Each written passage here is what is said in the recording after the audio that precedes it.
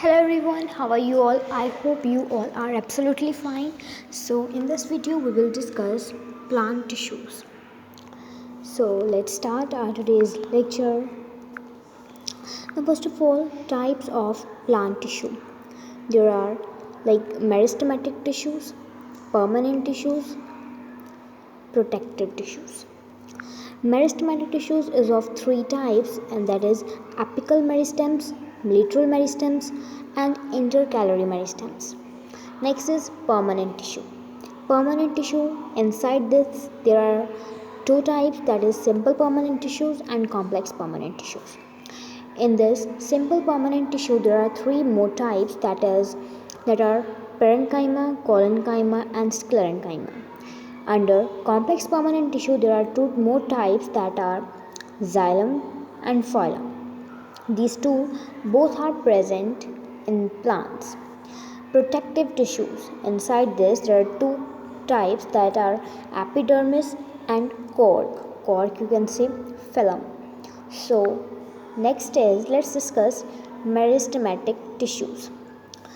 Okay, meristematic tissues, there are three parts as we all have discussed above, that there are apical meristems, lateral, and intercalary. So meristems tissues as seen in the cross section, this is their figure. So let's zoom it. I will show you that what's the cytoplasm. Now, what is a cytoplasm? It's a jelly like substance present in the cell. Alright, and cell wall is this, okay, boundary, you can say boundary of the cell which protects the cell. Now this circle type figures that these are the nucleus of the cell. Okay, so these three major parts of the cells. Next, now let's discuss meristematic tissues. Its nature is cells of meristems divide continuously and help in increasing the length or girth of the plant. Meristematic tissues help in the increasing of the length of the plant, or you can say girth of the plant. These cells show the following characteristics, that are the cells of the meristematic tissues are similar in structure. Meristematic cells may be spherical, oval, or polygonal in the shape, or you can say rectangular in shape. The meristematic tissues are compactly arranged and do not contain any intercellular space between them. Each meristematic cell contains dense or abundant cytoplasm and a single large nucleus. As we all know that inside a single cell there is only a one nucleus. Alright, this is the nucleus. Okay, and this is a cell wall, and inside this there is a gel like substance that is known as a cytoplasm. Next is meristematic cells have few vacuoles or maybe no vacuoles. Alright, next is its occurrence and there's function.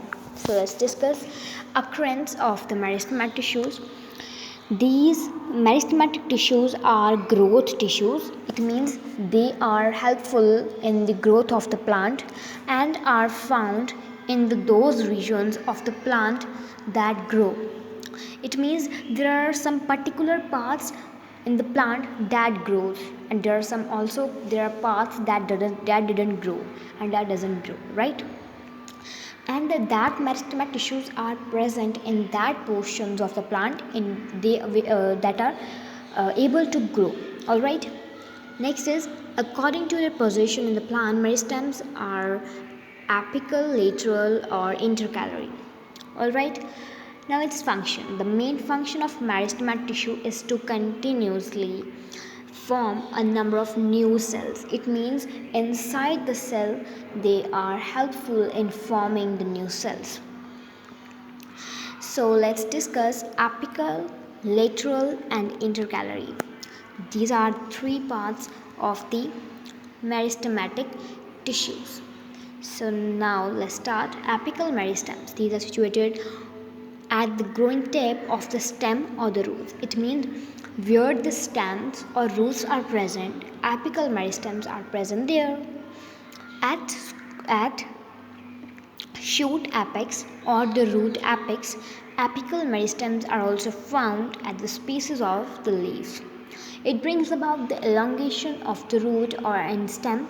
It results in increase in the height of the plant, which is called primary growth.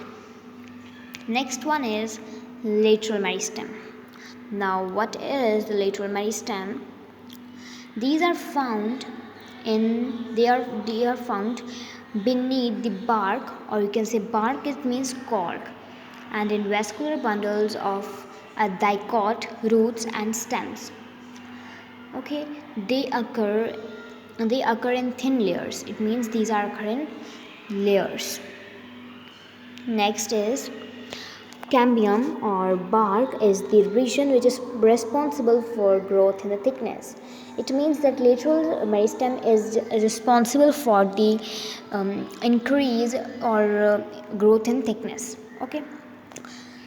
Next is intercalary meristems. They are located at the base of the leaves or internodes, stem of the grasses and other monocots. It produces an increase of length of organ. So this is all about meristematic tissues, and in the next video we will discuss permanent tissue. Okay, and if you have any query related to the today's topic, that is meristema tissues, you can comment in the comment section and I will try to reply your answer and I will reply your question. So thank you for watching, and in the next video we will discuss the another parts as well. Till then, take care, bye bye.